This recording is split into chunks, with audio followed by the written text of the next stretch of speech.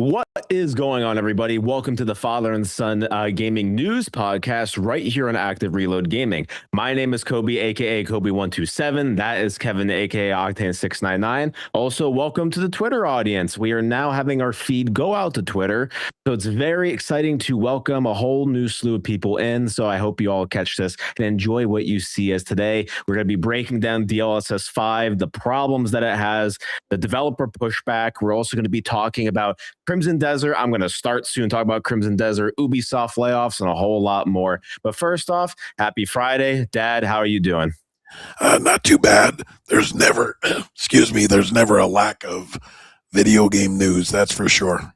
No, and there's too much going on. And hello to Blaine Garrett from Twitter. Welcome.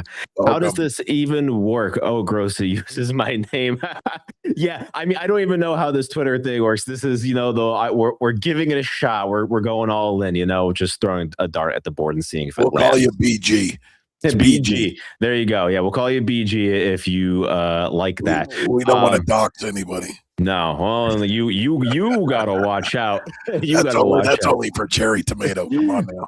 But before we get into this, to all those who are new or returning, I just want to quick remind each and every one of you that you can follow us on all of our socials on YouTube, TikTok, Instagram, Blue Sky, and Spotify. We're at Active Reload Gaming.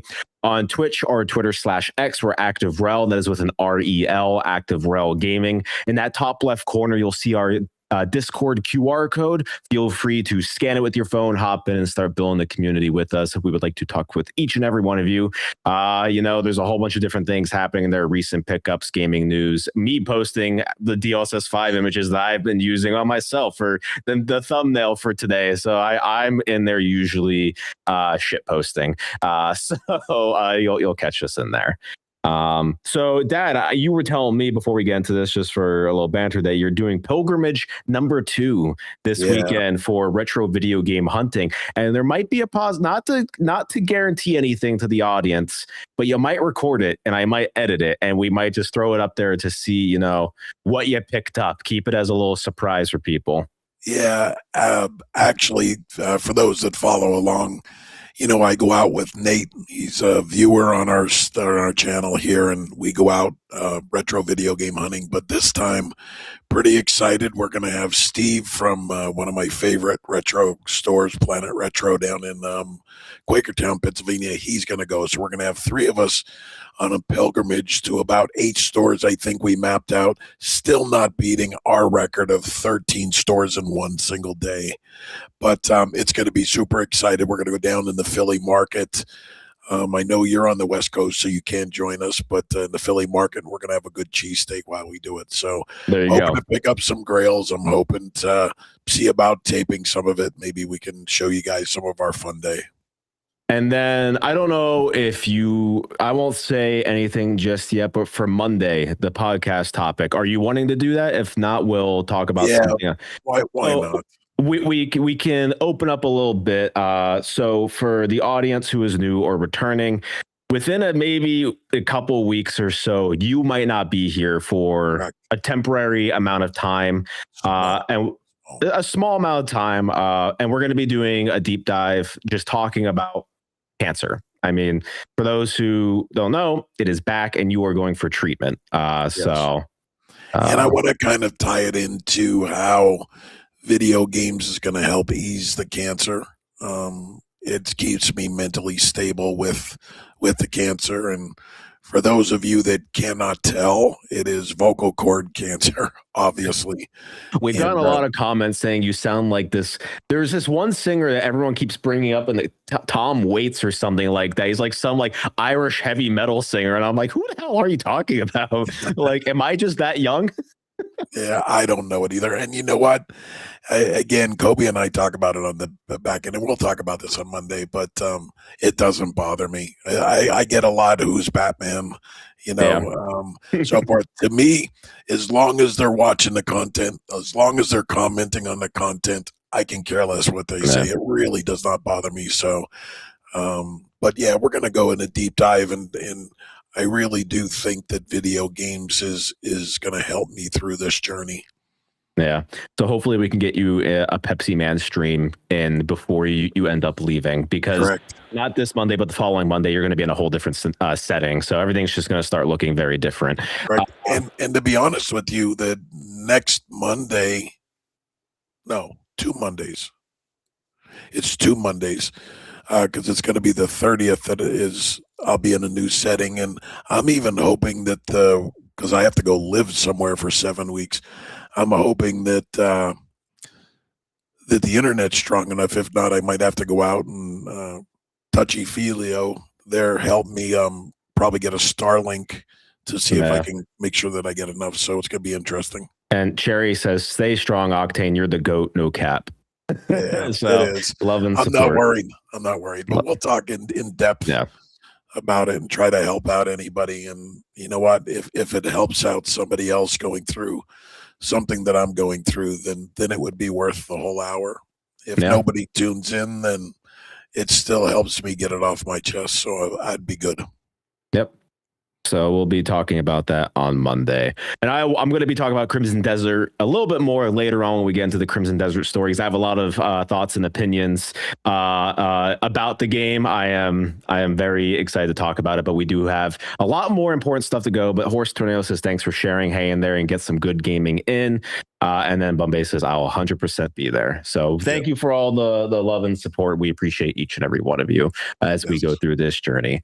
So the news podcast, DLSS 5, you might see the thumbnail. I don't look like the version on the right. Sorry if I disappoint you. I'm not Jack Nicholson's Joker. I got that from my mom, or from you, or maybe Jim Carrey's The Mask. Sorry if you were hoping to see that version of me. His mother is disturbed by it. Let's just put it that way. She's like, I don't like that. I don't like that. So this news story is in 4 parts. So strap in. I'm going to do a lot of reading because as time has went on since Monday, since DLSS 5 was announced and shown, there is a lot of things that have been coming out about DLSS 5 that has continued to contradict everything that's been said by NVIDIA, and then it just keeps getting crazier and crazier. So we're going to start with the initial announcement, and then we're going to go into what Jensen has said, and then we're going to go into, it turns out, what the developers think about DLSS 5, and then we're going to go into what NVIDIA has just confirmed today that completely changes everything we've already known about DLSS 5. So Dad, feel free to interject when you want to interject. Tell me when to pause. I'm just going to start going. I'm going to be paraphrasing stuff. And so on. So let me pull up the video here. Oh, because I left it, got all screwed up. You're all just going to look at him. There you go. So this comes straight from NVIDIA on March 16th. 2026. NVIDIA today unveiled NVIDIA DLSS 5, the company's most significant breakthrough in computer graphics since the debut of real-time ray tracing back in 2018. DLSS 5 introduces a real-time neural rendering model that infuses pixels with photoreal lighting and materials, bridging the divide between rendering and reality. DLSS 5 empowers game developers to deliver a new level of photoreal computer graphics previously only achieved in Hollywood visual effects. Since the dawn of GeForce, NVIDIA has strived to deliver the graphics horsepower required for game developers to create incredible realistic worlds where lighting, reflections, and shadows obey the laws of nature. However, the rendering horsepower available to a 16 millisecond game frame remains a tiny fraction of that available to a photoreal Hollywood VFX frame, which can take minutes to hours to render. Real-time rendering cannot bridge the gap to photorealism through brute force alone. It goes on to say what DLSS was released in 2018 and what 4.5 uses. 4.5 uses AI to draw 23 out of every 24 pixels seen on the screen. Today, DLSS is evolving beyond performance to transform visual fidelity in games. DLSS 5 takes the game's color and motion vectors for each frame as input and uses an AI model to infuse the scene with photoreal lighting and materials that are anchored to source 3D content and consistent from frame to frame.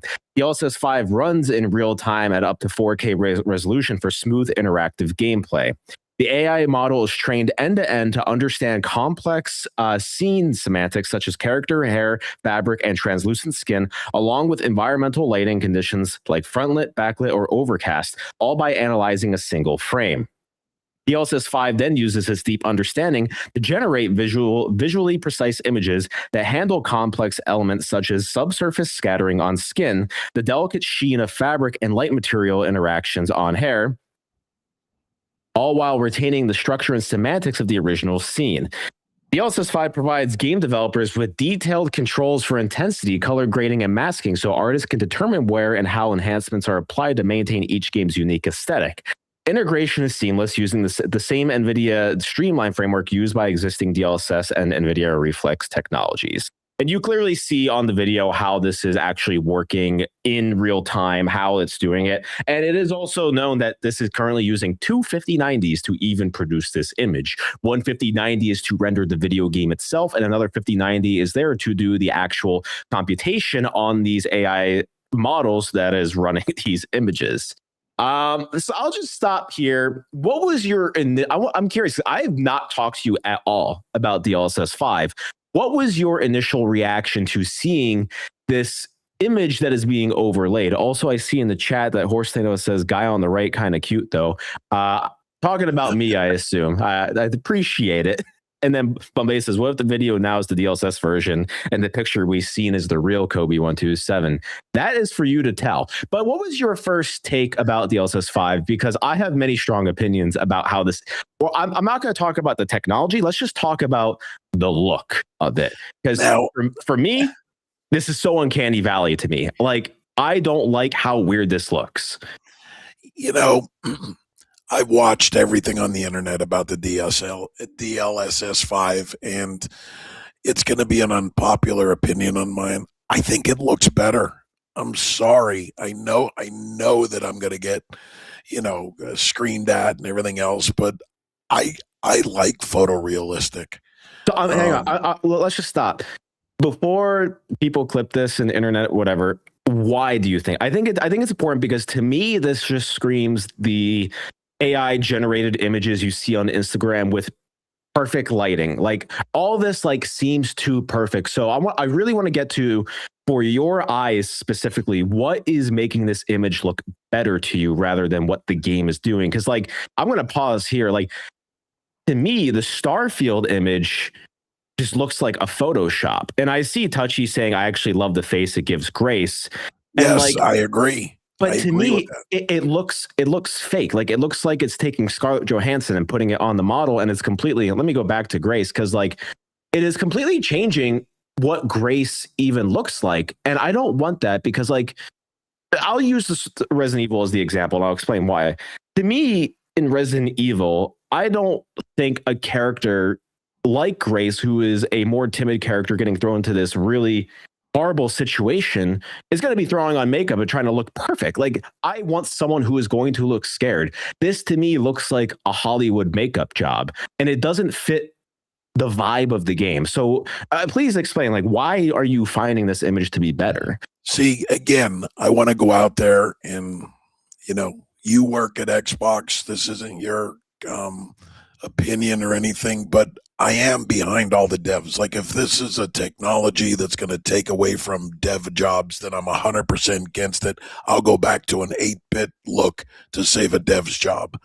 So I want to get that out there. But if it's not, and it's just something that they're going to run, I think it makes the game look better. I'm sorry. I think I like photorealistic. I want to see, again, I grew up with starting with Pong all the way up. I always had the vision that I'd be playing a game that I couldn't tell. It looked like a real life movie.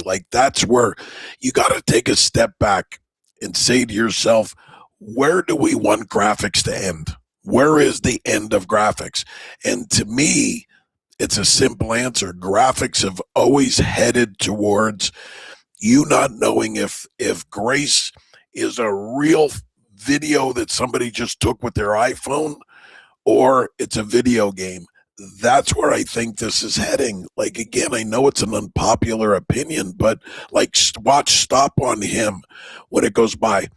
Look at the hair, the facial hair. Look at the hair on it. Look at the brow, his scowl on his brow.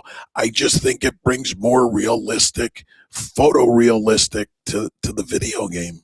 Leon's been Yossified for the longest time. I don't need an even more Yossified Leon. So we do have a lot of comments coming in, and we're having mixed opinions here, which I assume like that is what this is going to be, is a lot of mixed opinions. Because for me, the one comment I do want to point out before the Horse Tornado has a question for you, Dad, but I want to bring one thing, which Max OG then says all the lighting is wrong, and I agree because like what this thing is doing is, if you let's go back for the Grace example. Okay, no, wait, let me stop you right there because you're saying all the lighting is wrong for Max. My question back to you is, if that's the thing that's hanging you up, is all the lighting is wrong, I'm asking you back, if they tweaked the lighting, would that be, is that your only beef, is the lighting? Because you're looking at a technology that's just dropped. There's no such thing as a technology that they're going to drop and not tweak as they go. I want to interject here, because the one thing which I agree, because saying all the lighting is wrong, is the thing that this model is doing. Let's look. I want you to look over here with the whole lighting situation within the store. You have lighting, it completely wipes away what that lighting is, because this model is doing a best approximation of how something would look in the real world. You know, I talked about this on my Crimson Desert stream yesterday. Like when it doesn't have an idea of what it's supposed to be in the real world, what are we pulling from? And I will pull up the Digital Foundry video in a second, because I think the Oblivion case is the most egregious, showing when you don't have real world data what that's going to end up looking like, and everything looks super artificial. Max says the face has been changed as well, and I agree. But I like the way the face has changed. But I'll agree with the lighting. Some of the lighting is off, but I still think they can tweak that. Here, so I want to go back to what Horse Tornado is asking you. Even if you think it looks better, do you think it takes away from the intent of the original game, art, design, and vibe, or makes games feel too similar looking?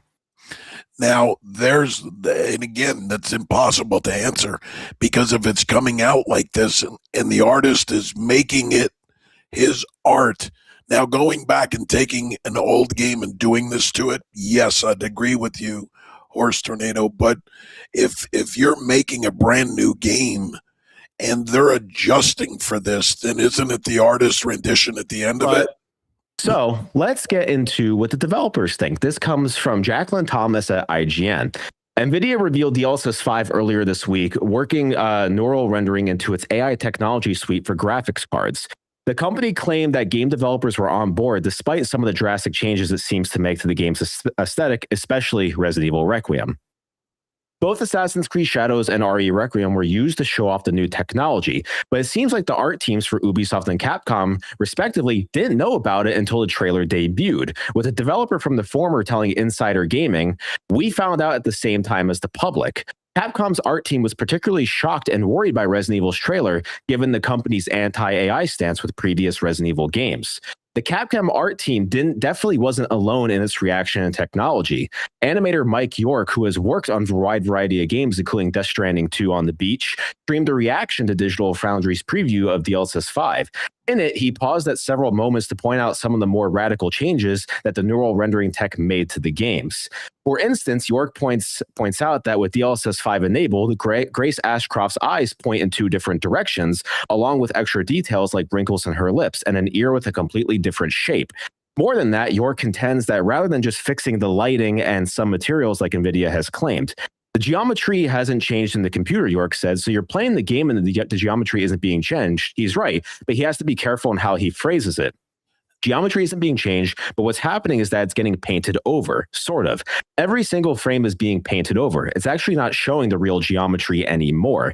It appears then that the new DLSS 5 algorithm is using generative AI to generate entirely new images that are anchored to the original frames. That would account for the strange aesthetic differences and change in details in background scenery. NVIDIA does claim that developers maintain control over the intensity of the model. When I asked NVIDIA for information on these controls, it told me the operation of DLSS 5 honors the artistic intent. In addition, by providing developers with detailed controls such as intensity and color grading, artists can use these controls to adjust global contrast, saturation, and gamma, and determine where and how enhancements are applied to maintain the game's unique aesthetic. Developers can also mask specific objects or areas to be excluded from enhancement. From NVIDIA's comment, it seems like developers and artists will be able to stake their claim, as it were, in certain assets to keep them from being altered by the algorithm. However, until we see these controls in action, it's not clear how much control is actually there. Here's the thing, and this is where I'm coming from. I hear everybody, I hear what you're reading, but there's not a technology out there that doesn't. Why do video games, when they come out, have updates? Because they're fixing bugs, they're enhancing things. Why does your iPhone, when the new, iOS comes out, why is there constant updates? You are making a statement thinking that this technology is frozen as it is here and will never be enhanced and never have it tweaked for the lighting, never have it tweaked for the makeup on her. I think that what you're seeing here is the foundation to be tweaked and used as you go forward. As people and devs start using it, then the DLSS 5 will start making changes to it and creating it. It's a foundation is the way I look at it. There's nobody can give me an example that this is a technology come out and it's never going to be updated, never going to be changed. It's just the start and the foundation. You can pick it apart all you want, but the reality is once devs use it, once they start getting feedback, there will be changes to the lighting, to the makeup of it, the face looking like a makeup. I'm just saying that I think it's a step in the right direction. I highly disagree with you because of course you do. But because it's generative AI, there is no soul generative AI. So let's just get into the comments here. Cherry Tomato Boy says, I'm okay with lighting generation, but not facial modeling changes. I think replacing something like ray tracing with AI generation could be a big win with performance. Any Gen AI modeling looks uncanny. Force Tornado says, by using AI to adjust the art that the devs come up with, do you think it will begin to erase that originality? If all games will get a filter that adjusts visuals to the same standard, where do the individual feels and looks of the game come from? Again, I'm back to that this will be, you're saying that it's AI and it's blank and it's never going to change. But again, AI is a learning tool. It's going to learn what it needs to learn. But this is where I think you're wrong, because with any generative, of course you do. Because here's the thing, you are saying it's going to learn, but they have said point blank from what NVIDIA is saying that this model is intended to aim for photorealism. So no matter what, this is going to be a photorealism generative AI solution, right? So you can't just go and say, we're going to tweak it. Like, it's going to continue to learn, but when there's no, like, it's at a certain point with this, it does, to me, it takes away the intent of the game, because then everything just becomes the same filter. Like, and that's the whole thing, is when it all blends together, what is the originality? I personally miss when video games look like video games. I don't need this. And because like, you can have photorealism. Resident Evil is a photorealistic game. Crimson Desert is a photorealistic game, but they have an artistic direction behind it. When everything tries to become this Hollywood movie, where is the artistic intent? You can say it's all the same geometry, but if it's all the same filter, then it's just all the same game. Like, and developers are clearly, like, you're saying all this, but obviously these developers who were part of these trailers didn't even know what was happening. Their own art is being squashed in pursuit of whatever this is. This is inherently anti-art.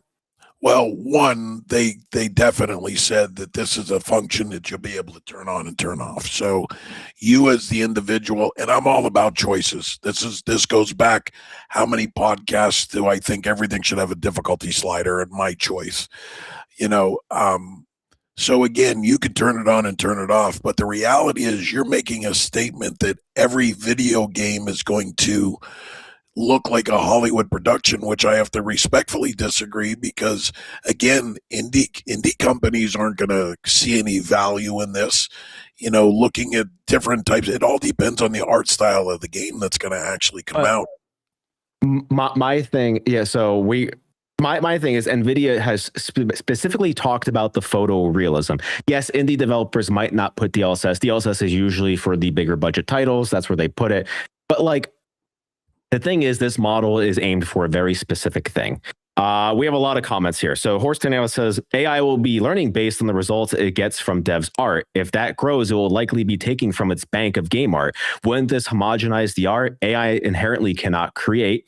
Max OG then says, I'm okay with if it looks right. It's just not the Hogwarts kid looks 30, who's supposed to be a 15-year-old. And then Bombay says, so is this just a filter correct? It's only looking at frames to apply that filter. If it could look deeper into the game and understand what's happening in the game, i.e. low stamina that maybe gives a tunnel effect, or using health status to maybe beat up the character look, I don't think any of it does that. It just adds a pretty filter, which I want to bring in the last article here. This comes from videocards.com, and it says NVIDIA, and this is written by...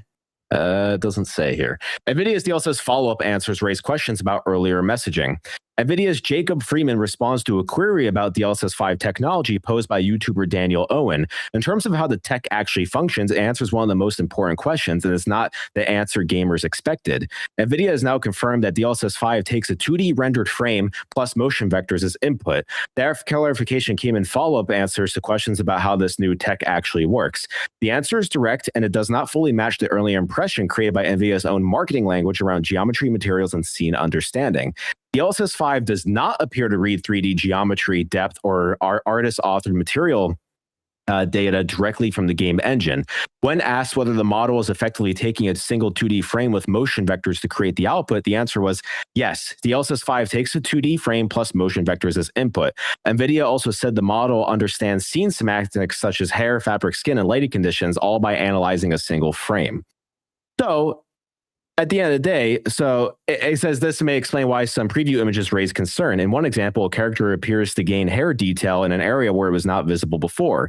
Then another facial details appeared altered enough, like the nose, to raise questions about whether the model is changing the look of the character rather than only improve lighting. NVIDIA's response was that the underlying geometry is unchanged and so on, but we already talked about that. But it is just a filter at the end of the day. This isn't inherently it's just applying a 2D mask.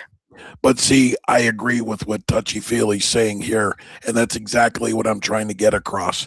You don't know what's going to be tweakable, and the reality is, again, AI, as far as I know, AI, everybody talks about how it learns and everything else, and I'm pretty deep in normal AI. You know, I don't know about DLSS 5 AI, but I can't imagine that it's not going to learn and it's not going to make things better as it goes, figuring out what's wrong and so forth. So again, but once again, where is it learning from? It's already pre-existing data sets. So where's AI? Where is any AI learning from? Okay, it's learning from. But we'll use the Oblivion thing here as an example. I think. Are you telling me that for when it's looking at real world examples, an elf doesn't exist in the real world with this facial geometry? Are you saying that this elf generally looks good? Like, because to me, like the original elf design looks way better because this fits in a fantasy world. This just looks creepy. There's another example coming up here where it completely, it makes the guy cross-eyed. Like, where's all the shadows? Where's all the lighting? Like, everything just disappears and it takes away from the fantasy world because these things don't exist. It is pulling from real data. When the real data doesn't exist, what is it going to pull from? Show me. What I want to see is a recent elf game like Resident Evil 5 and do it. You're taking something that's how many years old that they're trying to do it. I agree. Oblivion Remaster was last year. That is a brand new game with an updated engine. But see, it's not. To me, it's not. It's still playing off of the same character models that were made how many years ago with Oblivion. So, okay, but what is your argument here? Because that is the inherent issue, that no matter what geometry, it is just applying a filter. There is a reason, like, you got to remember, these are the things that they selected to show. Like Oblivion Remastered, yes, it is the same skeleton on the back end, but it is a new engine with updated graphics, updated models. That is what that remaster was. That is what Bethesda confirmed. So let me ask you, ray tracing. So because ray tracing looks good in everything that you do, that's okay. But This DSS. Ray tracing is a completely different technology, completely different system. That is a bad faith argument. You cannot put ray tracing compared to this, because ray tracing is inherently not a filter. It is using the actual lighting calculations. That's why ray tracing is so expensive. And going back to Cherry Tomato Boy's comment, where DLSS 5 could be good, is using AI to generate some of the lighting at scale, because ray tracing is so expensive. Ray tracing is not this. That is a very different thing. And I'm going to go back to my original debate when it comes to sliders. You know what? If you can turn it off, don't like it, turn it off. I mean, I think this needs serious work. Now, with any of all this, this is the worst we're ever going to see it. That is the one thing I will say. Like, it will only go up from here. But that's why my whole debate is. But my thing is, at the end of the day, where I have real major issues with this is because it's generative AI. It is inherently taking away from the artist's intent when you're all pulling from the exact same data set that it has been training on. Listen, there are use cases in gaming for AI that I think would be good. I agree with Cherry that AI could be used in the actual lighting models. I don't want it to inherently change what these characters are supposed to look like in the artist's vision. So, but if AI is used to get you better frame rate, you're okay with that. Once again, that is a different thing, because it is still keeping the exact same game.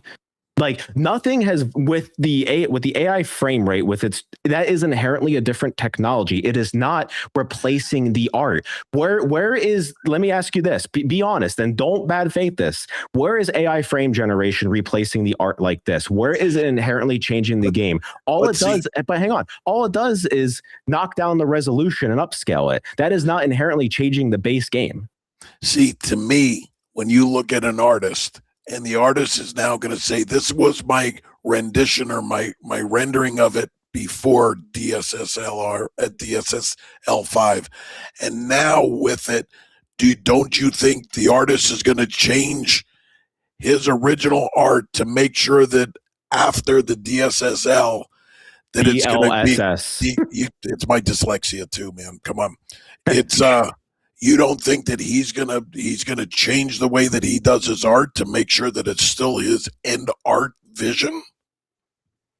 You're still misconstruing this, because even if you are okay, let me ask you this: no matter how much you change your art on the back end, if this is completely generating a new set of art on top of it, how is it still your art? Be honest. Again, if I'm making it and adjusting it for whatever filters out there, it's still my art.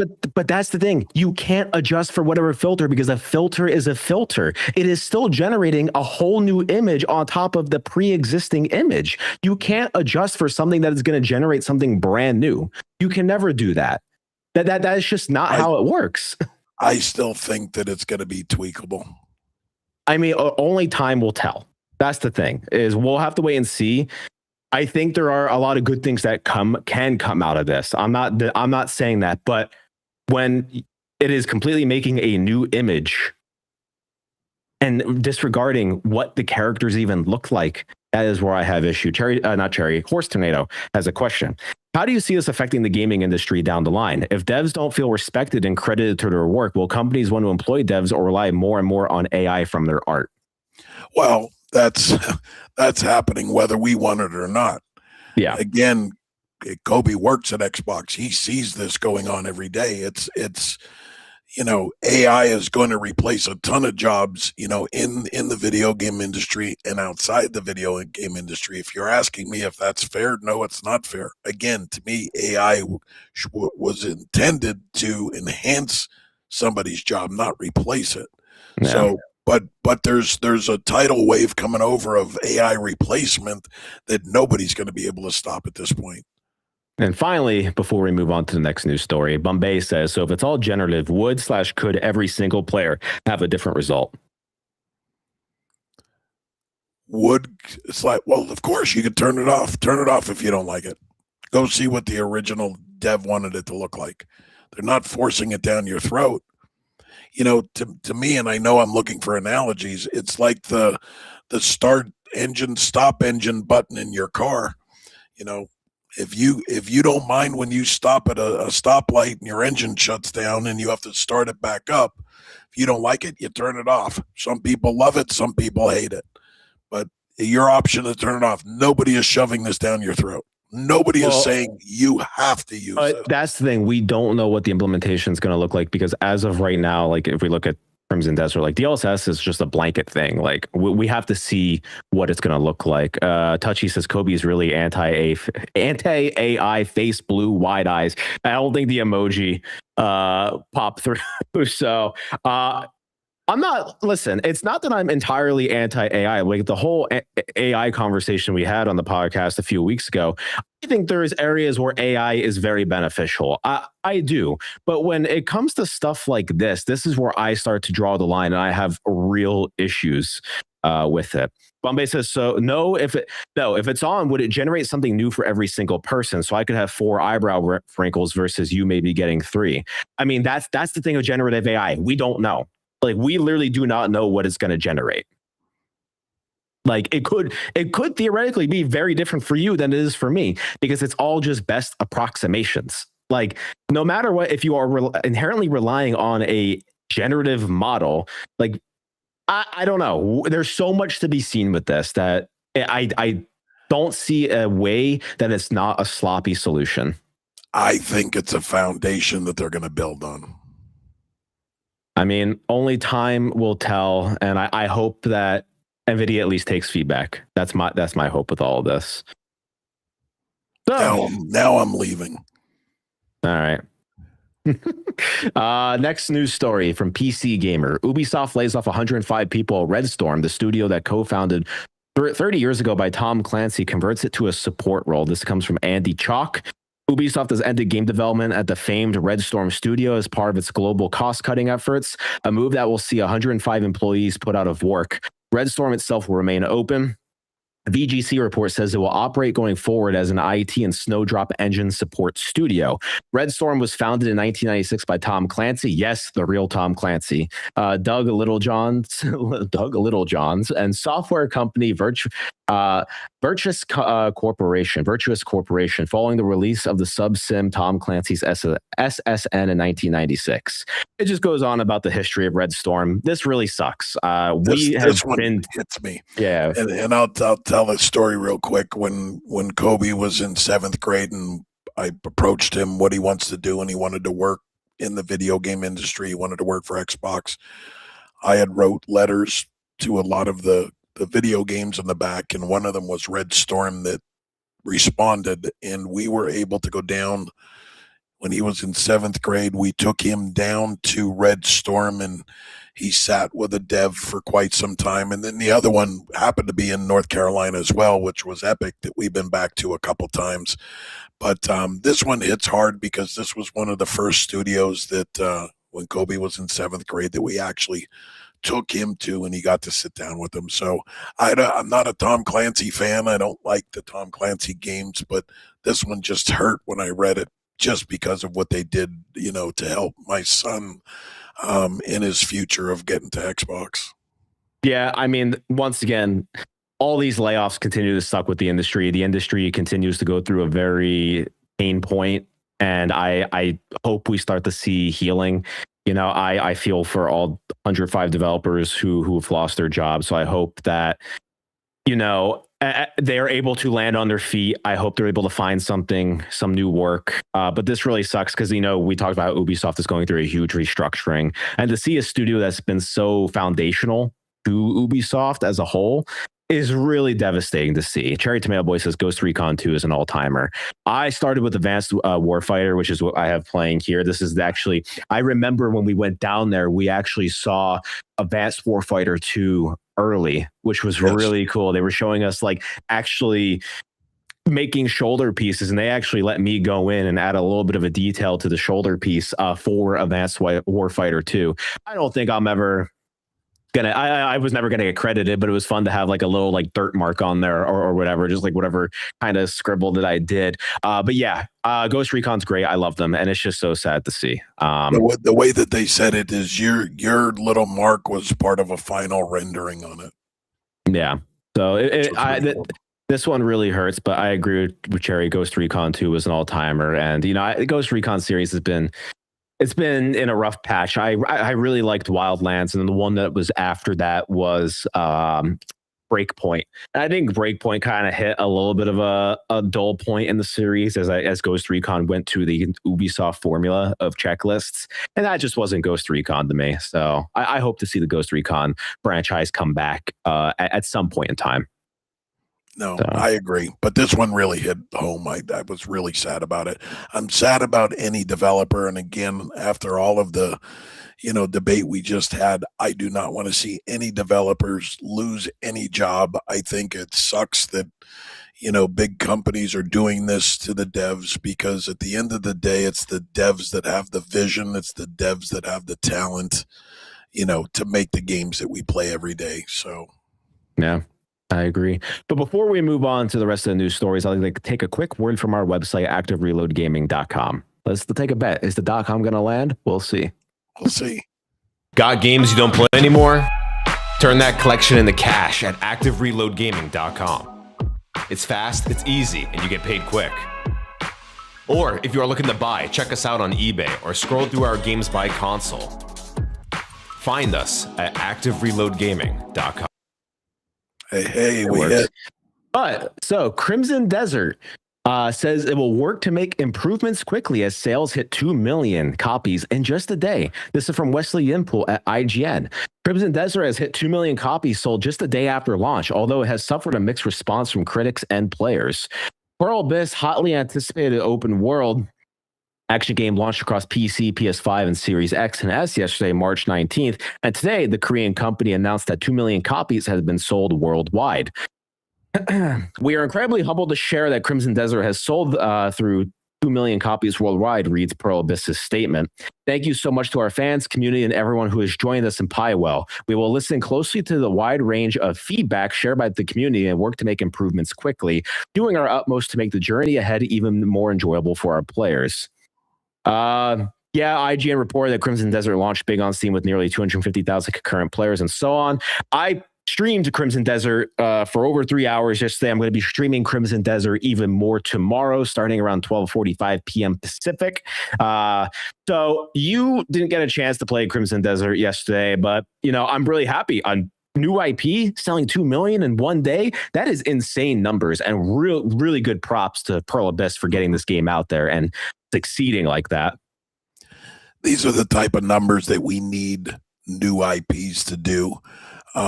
Again, whether this hits or doesn't hit, I'm glad to see that the numbers are there, because it just, again, makes me feel good with people that want to take chances on new IP, and this is what we need for the industry is the new IPs. So I'm pretty pumped to have it. I'll probably give it a shot tonight, start it tonight if I don't try some Pepsi Man.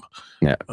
Bombay does point out, and this is true, Crimson Desert does not work on Intel Arc GPU. So service announcement, if you have an Intel Arc GPU, they are not going to be supporting those graphics cards with Crimson Desert. So you are SOL, and you're going to have to refund the game or change your graphics card, which I don't recommend doing right now, or get it on console. But I think Crimson Desert is such an interesting conversation, because these are just early impressions 3 hours into the game. This is a game that's going to be 100+ hours, so take my opinions with a grain of salt. But I really like Crimson Desert right now. I know the game it's a mixed bag. This game is a mixed bag. It is the jack of all trades that we were expecting. And I think the thing that has been really damning to people is the expectations that they had set for themselves. We were lucky enough to have played the game beforehand, so I at least had an understanding of what Crimson Desert was going to be. But I think the thing is, a lot of people are going in expecting The Witcher 3, which this game is not The Witcher 3. This is not an open world RPG. This is an open action sandbox. And I think if you go into Crimson Desert with that mindset, you are going to have a much better of a time. I think this world is absolutely stunning. For those who jumped into the stream yesterday, you saw this game is insanely detailed. It is so beautiful. One of the most beautiful games I've seen. If you have a PC that can run it, highly recommend getting this on PC. It is absolutely gorgeous. The gameplay, the exploration, it is hitting for me. All that being said, where I say this game is a mixed bag is there are some problems with the game. I think the most glaring one is the controls. Like, this is not an intuitive game to play in the slightest. For those who joined me on the stream last night, you saw me fumbling to do the eighth thing for the same time, and I still didn't remember what the control scheme was. Like, I hope that they add some kind of button remapping into the game to help players, because some of it is a little egregious with what they're asking you to do, because there are, in the modern era, developers have figured out how to make things easier with the control scheme. And this is regressing big time. Let me ask you a question, because again, I've said this analogy 10 times. It's starting to get old, but it's like everything you do in this is a finishing move in for Mortal Kombat. Yeah. But you just said something that piqued my interest. I mean, I know you have it too, but we have the Elite controller. Can we map some of those button pushes to kind of make it easier? I assume you can definitely macro the shit out of this game. Like, to have a string of inputs, I think that is one way of getting around it. But for those who don't have those, like, you are stuck with, like, and for the game I was using, because I want to give it like its fair shot and learn it, I'm using a base Xbox controller on my PC, so I didn't even use the Elite. But I assume you might be able to map to the panel. I'm going to try that. I'm going to try to map that and figure out which combos that I need that are going to work the best for me and map those.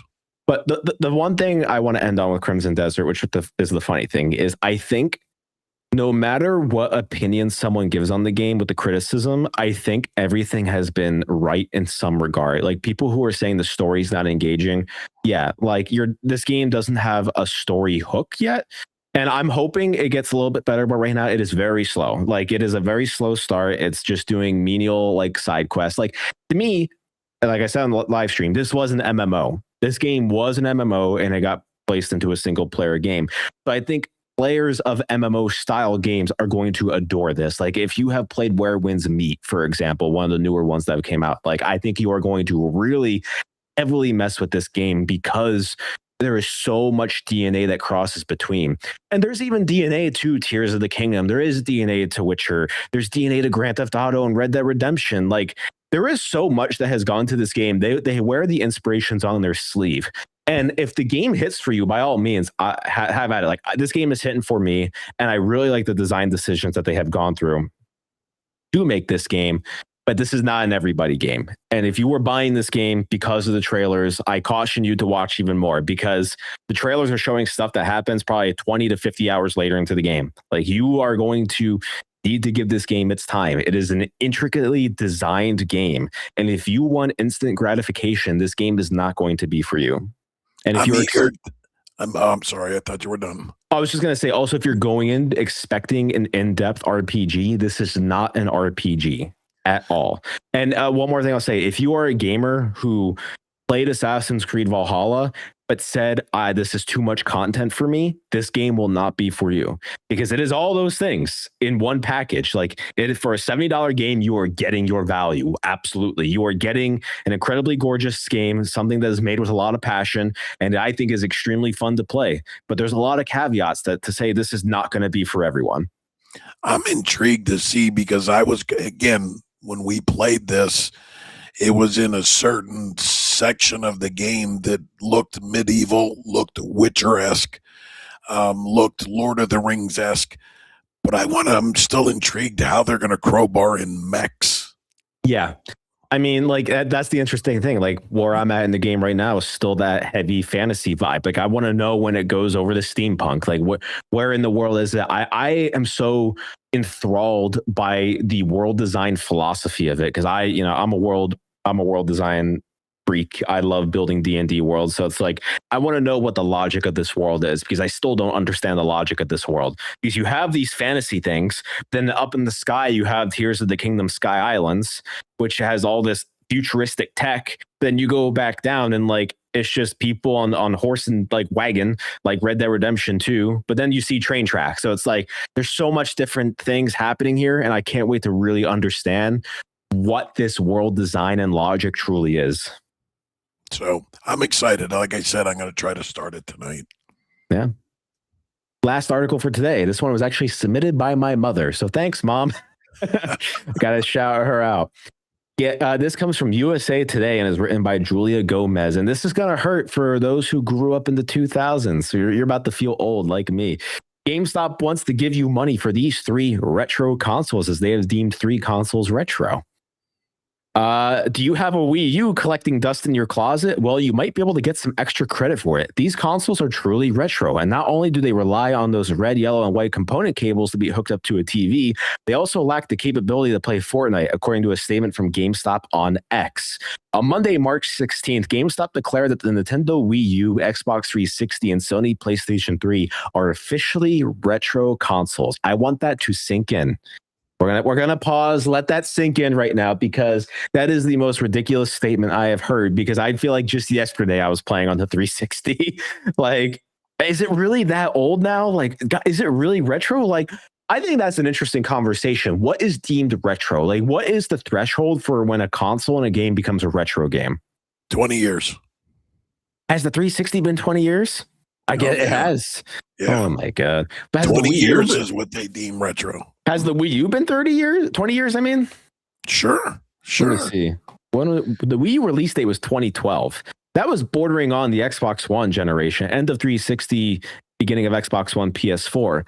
So, like, I don't know. Maybe that one's a little bit of a stretch, but no one really played the Wii U anyways. So, but this is GameStop. They're a little mixed up in their ways anyway. So if they want to deem it, you know, they'll deem the Switch One retro soon. So yeah. It also said GameStop would also like to remind the public that while these systems are now officially classified as retro, they are still very cool, and anyone who owned one at launch is absolutely not old.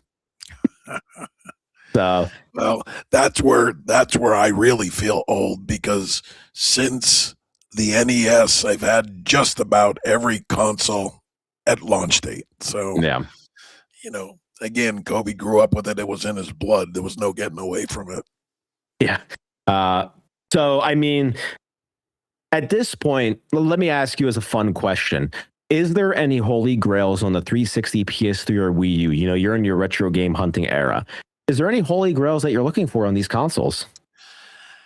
Not really. My grails go back a little bit further than that.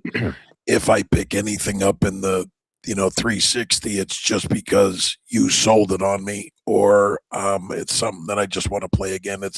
There's not really grails on the 360 yet. There's a handful that they can say, Shattered Dimensions or something like that. But to me, if I pick it up on the 360, it's because I just want to go play it, or I missed it, because we had just about every game ever made on the 360. Just about, I'd say at least 90% of them. Cherry Tomato Boy says, "Welcome to the Unk podcast." I realized this. I realized this week people born in 2008 are 18 now. Wow, that's gross thinking. That is really gross thinking. Like, you should not be 18 if you were born in 2008. That freaks me out. I'm a cool unk though, Cherry. I'm a cool unk. Oh, I thought you said you were a ghoul. I was like, no. Yeah. Why are you calling yourself a ghoul? Cool unk. Yeah. So, yeah, I mean, let me ask you one more question. Is there any game you wish you still kept sealed on the 360? Because we owned everything. Is there one that you wish you never opened? Well, the only ones I would care about on the 360, which is my Gears of War, which I already have sealed. So yeah. And then no, not really. Again, sealed to me, I don't think I would ever buy a sealed game that I don't have it opened, because again, I'm not just a retro collector. I like playing the games. I like playing the games from every era. I can find something somewhere just to play. And again, we've gone over this when my collecting, it's not about investment. It's not if they go up, outstanding. If they don't, it's about me just getting enjoyment. Cherry Tomato Boy says, "Hit the 6-7 to prove that you're cool." 6-7. Why are we enticing this? No cap. Yeah. And then one more. Is there any game that's not Gears of War? Because we already know your answer. But is there any other game in that generation that you would like to experience for the first time again? Oh yeah, absolutely. Fear. Oh, that's a good one. That's a real good one. If I can go back and experience it for the first time, I love the Fear. I would definitely go back, especially now because everybody that watches the podcast knows that I'm really big into my horror games right now. So I would love to re-experience Fear, sitting down in our arcade basement with the lights out at 2:00 in the morning. And even at my age, I'd be shutting it off, looking over my shoulder, walking up the steps. It freaked me out the first time. For me, it would be Fallout 3. I would love to experience Fallout 3 again for the first time, just because that was my first RPG, Western RPG ever, and just falling in love with that world. Or my second answer would be Dead Space 2. Dead Space 2, probably, I still think my favorite survival horror game of all time. That thing had just hit on all cylinders for me. But well, when the Fallout 3 remake comes out this year, then you'll be able to replay the remake for the first time. Hopefully it's real. Hopefully, yes. But with all that being said, that was the news podcast for today. This one was a little bit shorter. I have Project Hail Mary to get to here shortly, so I'm excited to go see that movie. So all those who are seeing Project Hail Mary this weekend, let me know on Monday if you return how you like it, because the book is absolutely phenomenal.